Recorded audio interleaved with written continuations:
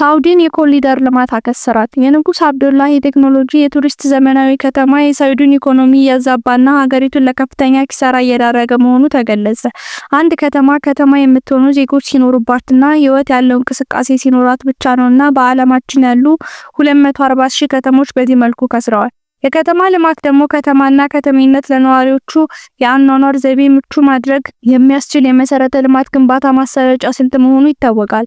በድምር ልኬቱም ከተሜነት ሲባል ለዜጎች ዘመናዊ አኗኗር መደላደል የሚፈጥር የድርጊትና የአስተሳሰብ ብልጽግና ሽግግር የሚለካበት የሰው ልጅ ድርጊት አሻራ እንደሆነም ይነሳል። የቻይናዎቹ ከዓመታት በፊት የ60,000 መኖሪያ የነበረችውና ዛሬ 18 ሚሊዮኖች መኖሪያ ሸንዘን ከተማ፣ ዶንጓን፣ ሆንግ ኮንግ፣ ፓሪስ፣ ለንደን፣ ዱባይ፣ ኒውዮርክ በሀገራችን ኢትዮጵያ፣ አዲስ አበባ፣ ጎንደርና ሌሎችም የነዋሪዎች በሂደት የገነባቸው ለዚህ ማሳያ ናቸው። ከተማ ብሎኬት መደርደር ብቻ የመሰላቸው በርካታ መንግስታት የስማርት ሲቲ መገንባት ብቻውን ልማት ይመስላቸውና አያሌ መዋዕለ ንዋይ ያፈሳሉ። ነገር ግን ሀሳቡ የመሪዎቹና የፖለቲከኞች ፍላጎት ብቻ ይሆንና የብሎኬት ቁልል የአፓርታማ ጫካ ሆኖ ቀርተዋል።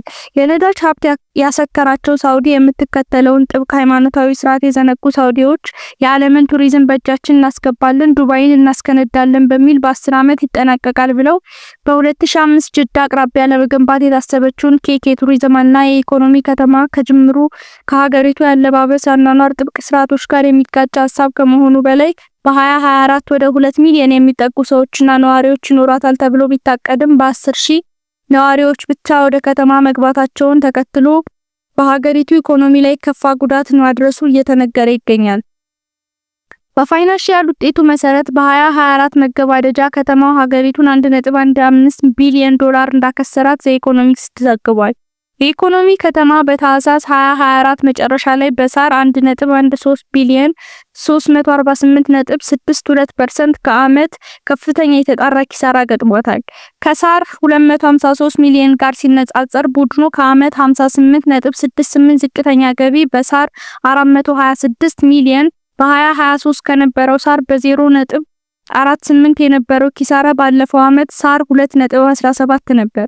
ይህም ይህችን የኢኮኖሚ ከተማ የከሸፈ ከተማ እያስባላት ይገኛል። በተመሳሳይም ፈጣን እድገትና ለውጥ ላይ የምትገኘው ቻይናም ብዙ ስኬታማ ከተሞችን መገንባት ብትችልም በተቃራኒው የታሰበላቸውን ለውጥ ማምጣት ያልቻሉ በርካታ ከተሞችን ይዛለች።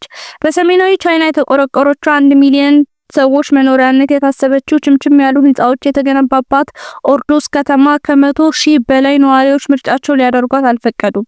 የቻይናዋ ፓሪስ ትሆናለች ተብላ አልፕስ በአማን የፓሪስን የግንባታ ንድፍ በመኮረጅ የተጀመረችው ፒያጁቻንግ ከተማም እንዲሁ ያለ ስኬት የቀረች ሆና ቀርታለች። 5,000 ሰው እንኳን አይኖርባትም። ቻይናውያን ይዡጉ የተባለች ከአሜሪካዋ ማንሃተን ከተማ የተቀዳች ከተማም ለመከተም ሞክረዋል።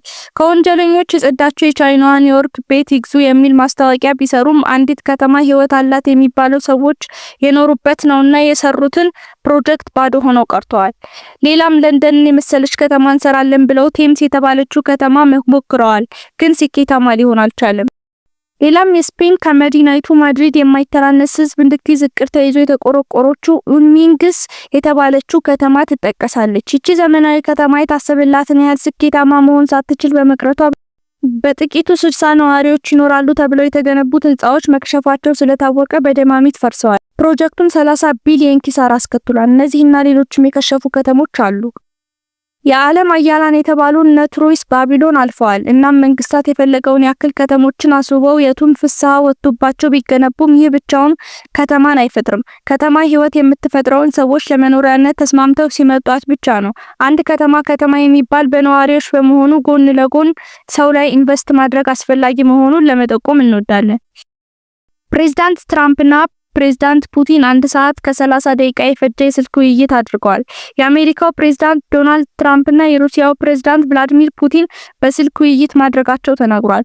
ሁለቱ መሪዎች 1 ሰዓት ከ30 ደቂቃ በፈጀ የስልክ ውይይታቸው የዩክሬን ጦርነት የሁለትዮሽ ግንኙነት ማደስ የውይይቱ አካል ነበር።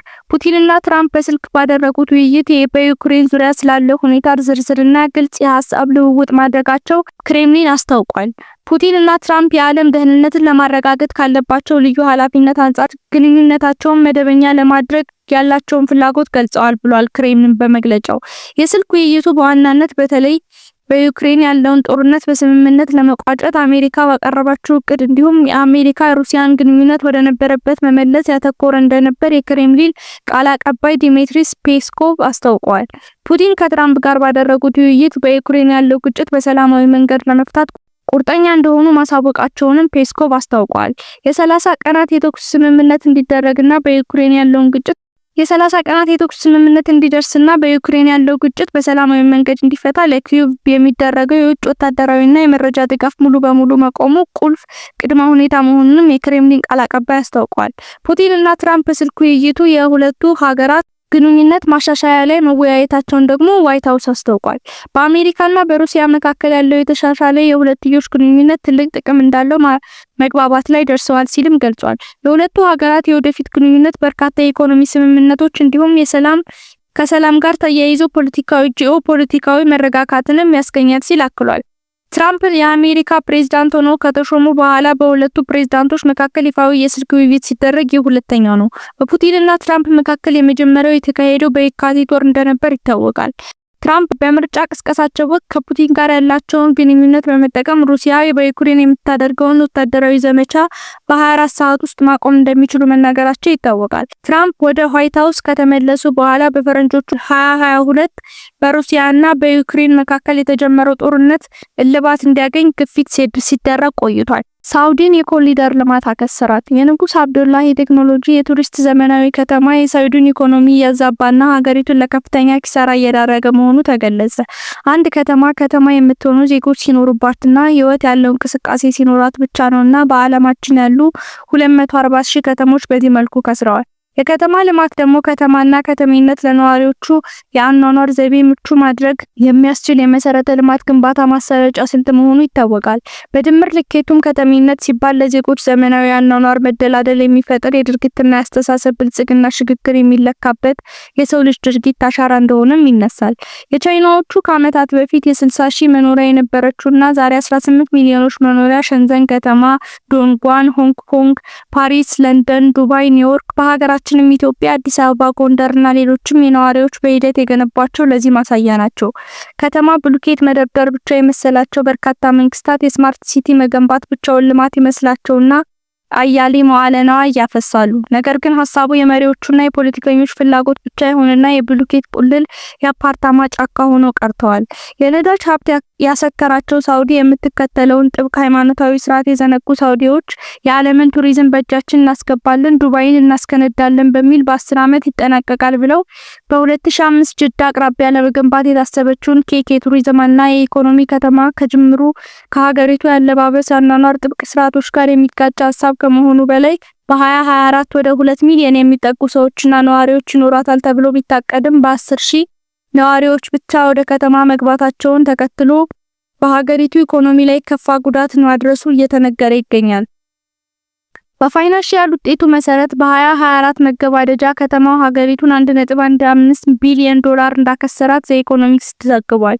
የኢኮኖሚ ከተማ በታህሳስ 2024 መጨረሻ ላይ በሳር 1.13 ቢሊዮን 348.62% ከዓመት ከፍተኛ የተጣራ ኪሳራ ገጥሞታል።